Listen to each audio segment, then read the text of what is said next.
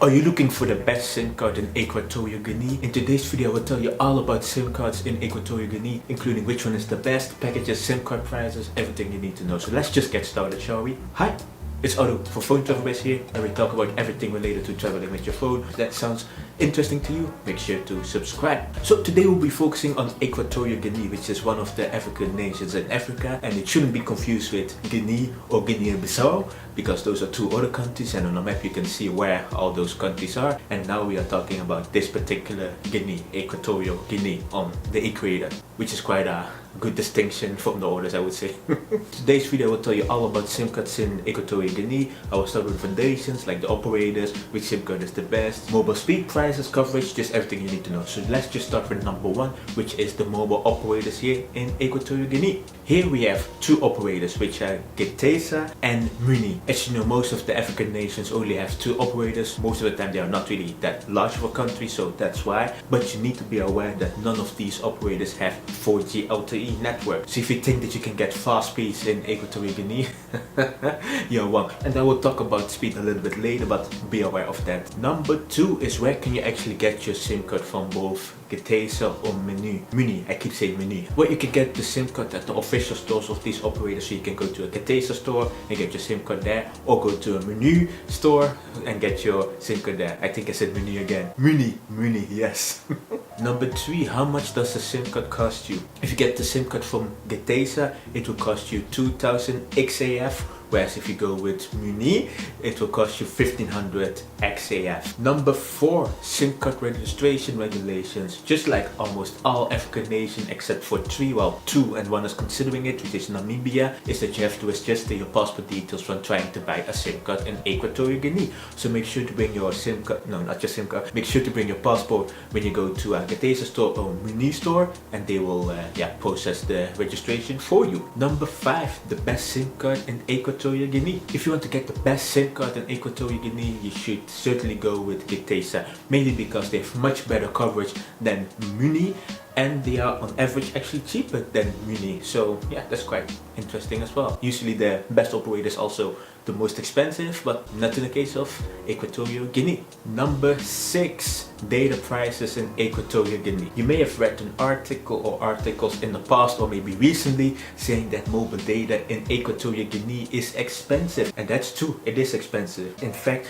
together with Zimbabwe, they are the most expensive countries to buy 1 gigabyte of data, or not just 1 gigabyte of data, just mobile data in general. You can see that things in Equatorial Guinea is so expensive, especially mobile data. Some other things are, actually Equatorial Guinea is a very expensive country for some reason, so don't expect any bargaining prices for mobile data while you are Equatorial Guinea. If you're one of the locals there, then you are probably very angry, because if you go to one of the neighboring countries, you can get 1 gigabyte of data for like half, 1/3, maybe even 1/8 of the price that you pay in Equatorial Guinea. Okay, number seven. You may be thinking, well, okay, we might be paying a lot of money here, so maybe the infrastructure in Equatorial Guinea is amazing. If you have watched some of my other African videos, then you know that the mobile infrastructure in most African nations is not that great. And this also applies to Equatorial Guinea. In fact, Equatorial Guinea is connected to several submarine cables, which are cables that facilitate internet, which is much faster and much cheaper than satellites. But the issue with Equatorial Guinea is that the domestic infrastructure is just, how do you say that nicely? It's just not on par. Yes, not on par. Let's just say it like that. And because of that, mobile data rates are very expensive. If you're staying in the capital, your mobile connection will be better, but if you go like a little bit outside of the city center or the capital, you will notice a drastic change in quality of service. So you're paying top dollar for low quality of service. That doesn't sound good. Indeed, it doesn't sound good, and I actually kind of pity the locals in Equatorial Guinea, because, well, they're straight up being scammed and robbed, I would say. What makes it even worse is number 8, is that the internet speed in Equatorial Guinea is absolutely terrible. It's so slow, it's embarrassingly slow. Cable.co.uk does a study every year to see the internet speed in particular countries, and they found that the average speed in Equatorial Guinea is less than 1 megabits per second, which is, well, embarrassing. They are actually so slow that speedtest.net, they don't even include them in the global index, because one, people don't do speed tests there because it's a waste of their money, because they're paying top dollar for their megabytes of data, and two, it's just extremely slow. So let's put this into perspective. If you would need to download a 5 GB file, which you shouldn't do because it will cost you an arm and a leg. It will take you 22 hours to download that file. So yeah, that says you enough. And that's probably when you're in the capital, you know, where the speeds are a little bit more manageable. If you go to rural Equatorial Guinea, well, good luck with that.